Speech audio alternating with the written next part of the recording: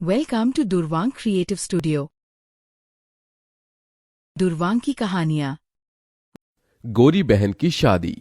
विद्या बेटी, ये ले, ये साड़ी पहनकर तैयार हो जा। ये बादामी रंग तेरे गोरे रंग पे खूब खिलेगा। और हाँ, अच्छे से मेकअप करना ताकि लड़के वाले तुझे देखें तो देखते ही रह जाए। ठीक है मेरी प्यारी माँ। तभी बाहर से कांच टूटने की आवाज आती है। मालती गुस्से में बौखलाकर बाहर आती है जहां कंचन पोछा लगा रही थी। मालती को देखते ही कंचन सहम सी गई। क्यों री काली करमजली, आज मेरी बेटी के लिए कितना बड़ा दिन है। तूने जानबूझकर इस शुभ घड़ी में कांच तोड़ दिया। नहीं माँ, मैं तो पोछा लगा रही थी, गलती से गुलदस्ता गिर गया। कहते हुए कंचन कपकपाई जा रही थी क्योंकि उस दिन बड़ी ठंड थी। क्यों री, हाथों में जान नहीं है क्या? खाने को तो 10-10 रोटी एक बार में खा जाती है। अच्छे से पोछा लगा, फर्श एकदम चमकना चाहिए। और उसके बाद चाय समोसे नाश्ता भी बना देना। ये कहते हुए मालती जानबूझकर उस बेचारी के पैरों पर से चढ़कर चली जाती है, जिससे कड़ाके की ठंड के मौसम में उस बेचारी की चीख निकल जाती है। माँ मेरा हाथ। कंचन के साथ ऐसा जुल्म होता देखकर बिछौने पर लकवे में पड़े वासुदेव की आंखों से टप टप आंसू चूने लगते हैं। थोड़ी देर में वसुंधरा अपने बेटे कार्तिक के साथ विद्या को देखने आती है। तभी कंचन चाय नाश्ता लेकर परोसती है। आंटी जी नाश्ता। मालती जी, ये लड़की कौन है? जी ये इस घर की नौकरानी है। ये सुनते ही कंचन की आंखों में आंसू भर आते हैं। वो लड़के वालों के बीच से जाने लगी। तभी विद्या ने कहा, कंचन जरा रुक। माँ जी, ये इस घर की नौकरानी नहीं बल्कि मेरी बहन कंचन है। विद्या के शब्दों में कंचन के लिए एक बड़ा मान था। बड़ा प्यार है दोनों बहनों के बीच। बहन, मुझे मेरे कार्तिक के लिए आपकी विद्या पसंद है। तभी कंचन को उसके काले रंग के लिए नीचे दिखाते हुए मालती ने इतरा कर कहा, पसंद तो आनी ही थी वसुंधरा जी। मेरी विद्या किसी होर से कम थोड़ी है। गोरी है, सुंदर है, कोई भी खोट नहीं है मेरी बच्ची में। अच्छा जी, अब हम चलते हैं, जल्द ही बारात लेकर आएंगे। वसुंधरा के जाने के बाद मालती कंचन पर आग बबूला होकर बोली, क्यों री काली कलोटन, तुझे कहा था ना कि अपने बदसूरत मुंह पर घूंघट ओढ़ कर बाहर आने को। अगर तेरी वजह से आज मेरी कोरी बेटी का रिश्ता कट जाता तो तेरी तो शादी हो नहीं रही। कम से कम अपनी बहन का तो घर बस जाने दे। अपनी सौतेली माँ मालती का दिया गया ताना कांटों की तरह कंचन के मन पर जा लगा। माँ, क्या मिलता है तुम्हें इस बेचारी का दिल दुखाकर? तू चुप कर विद्या, भूल मत, ये तेरी सौतेली बहन है। ये कभी तेरी खुशियां नहीं चाहेगी बल्कि तेरा बुरा चाहेगी। एक दिन तू बड़ा पछताएगी विद्या। ये कहकर मालती वहां से चली गई और कंचन फूट फूट कर रो पड़ी। विद्या, क्या मैं इतनी बुरी हूं कि अपनी बहन की शादी तोड़वा दूंगी? विद्या ने कंचन के आंसू पोंछे और डबडबाई आंखों से उसे देखकर कहा, मेरी बहन, माँ ने सिर्फ तेरा ऊपरी रंग देखा, आज तक तेरा प्यार भरा मन देखा ही नहीं। मगर तुम्हारी ये बहन है ना? भले ही विद्या और कंचन सौतेली बहन थीं, मगर दोनों के बीच सगी बहनों से बढ़कर प्यार था। हालांकि विद्या गोरी सुंदर थी और कंचन काली, मगर उसके बाल उतने ही लंबे काले। वसुदेव ने अपनी पहली पत्नी सुलोचना के मरने के बाद मालती से दूसरी शादी की। हालांकि दोनों का यह पुनर्विवाह था। मालती अपनी बेटी विद्या को साथ लेकर आई। विद्या ने तो कंचन को अपनी बहन मान लिया था, मगर मालती कंचन के काले रंग की वजह से उसे बेटी न ही मान सकी और न ही अपना सकी। यह भेदभाव वसुदेव से देखा नहीं गया और वो सदमे में चले गई। हालांकि मालती ने कंचन को गरीब घर में ब्याहने के लिए बहुत से ऐसे रिश्ते देखे, मगर उसके काले रंग के चलते वो भी रिश्ते वाले उसे ठुकरा गए। क्योंकि कहते हैं ना, नियति का तय हुआ कोई नहीं टाल सका। जिसके बाद विद्या की शादी अमीर घर में तय हो गई और गुजरते दिन के साथ शादी की रस्में अब शुरू हो गईं। विद्या बेटी, देख, मैंने तेरे हल्दी और मेहंदी के लिए 2 लहंगे बनवाए हैं। सुंदर है? हाँ माँ, बहुत सुंदर है। पर माँ, कंचन के लिए लहंगा? कंचन का नाम सुनते ही मालती चिढ़ गई।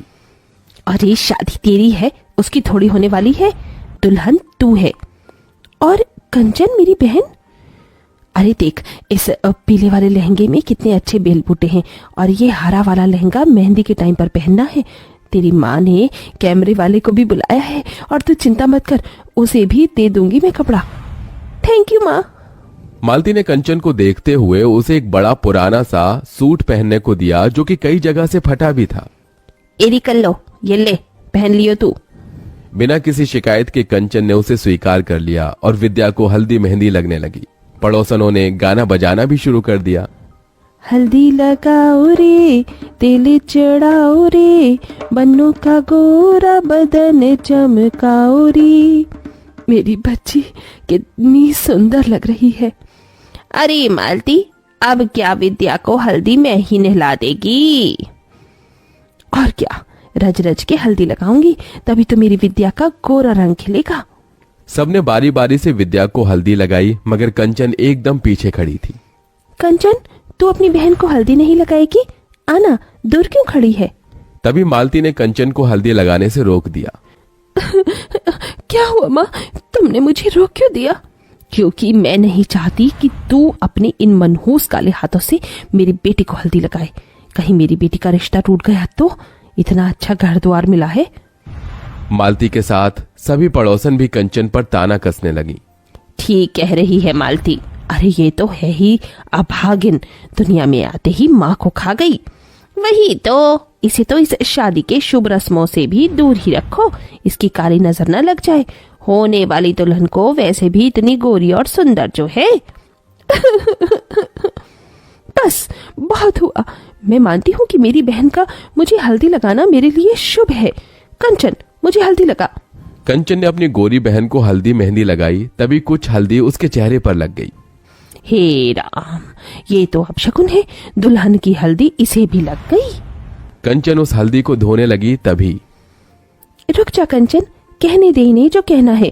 मेरे लिए ये शुभ शगुन है। मुझे तो डर है बहना, कहीं ये कल लो अपनी बहन की शादी काट कर खुद ना दुल्हन बन जाए। ये सुनकर तो जैसे मालती के मन में डर बैठ गया। शादी का दिन भी आ गया। कंचन विद्या के लिए खुश भी थी और उदास भी। विद्या, आज तू अपनी सवागन बहन को छोड़कर ससुराल चली जाएगी और मैं इस घर में तेरे बिना अकेली रह जाऊंगी। तभी दुल्हन बनी विद्या अपने बालों में से थोड़ा गजरा निकालकर कंचन के बाल में लगा देती है। इस गजरे में तो मेरी बहन के लंबे काले बाल एकदम कह ढा रहे हैं। इतने में बारात आ जाती है। तभी मालती कंचन को अपने पास बुलाती है। माँ, आपने बुलाया? हाँ कंचन, तू अपनी बहन से कितना प्यार करती है? अचानक ये सवाल क्यों माँ? क्योंकि मैं जानती हूँ जब से विद्या का रिश्ता इतने बड़े घर द्वार में लगा है तुझसे देखा नहीं जा रहा, इसीलिए तू ये रिश्ता काटना चाहती है ताकि तेरी टाल गल सके और तेरी कोरी बहन की जगह कार्तिक से तू शादी कर सके। ये सुनकर कंचन टूट सी गई। नहीं माँ, ऐसा नहीं है। अगर ऐसा नहीं है तो फिर क्यों सजी धजी है तू? शादी तो तेरी बहन की है, साबित कर दे कि तू मेरी विद्या का बुरा नहीं चाहती। और फिर कंचन ने वहां रखा गमला अपने पैरों पर गिरा लिया, जिससे कि ठंड के उस मौसम में वो तड़प गई। माँ, लो माँ, इस बदनसीब बहन ने साबित कर दिया। आप अगर चाहती हैं कि मैं विद्या की शादी में शामिल न हूं तो मैं नहीं जाऊंगी माँ। तभी दूर से आदर्श ने ये सब देखा। उधर विद्या कंचन को ढूंढने लगी। आदर्श ने उसे सारी बात बता दी, साथ ही अपना फैसला सुनाया। वसुंधरा मामी, मैं कंचन का हाथ थामना चाहता हूँ, उससे शादी करना चाहता हूँ। ये सुनकर विद्या कंचन के लिए बहुत खुश हुई। देखा माँ, जिसकी जोड़ी जब लगनी होती है ऊपर वाला उसे मिला ही देता है। देखो, मेरी बहन का खुशियों भरा भाग्य उसके सामने खड़ा है।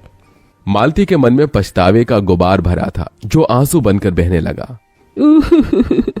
कंचन बेटी, अपनी माँ को माफ कर दे, मेरा ही मन मैला था, इसलिए विद्या के लिए तेरा प्यार कभी देख न सकी। बोल, तेरे लिए क्या करूं? बस इतना कर दो माँ कि आज अपनी इस बेटी को मायके की चुनरी ओढ़ाकर विदा कर दो। ये सुनकर सभी का दिल निकल आया, जिसके बाद कंचन का कन्यादान उसकी गोरी बहन के साथ उसी मंडप में हो गया और दोनों विदा हो गईं। If your kids love funny cartoons, storytime videos, please like, share, comment for more videos and stories. Thanks for watching.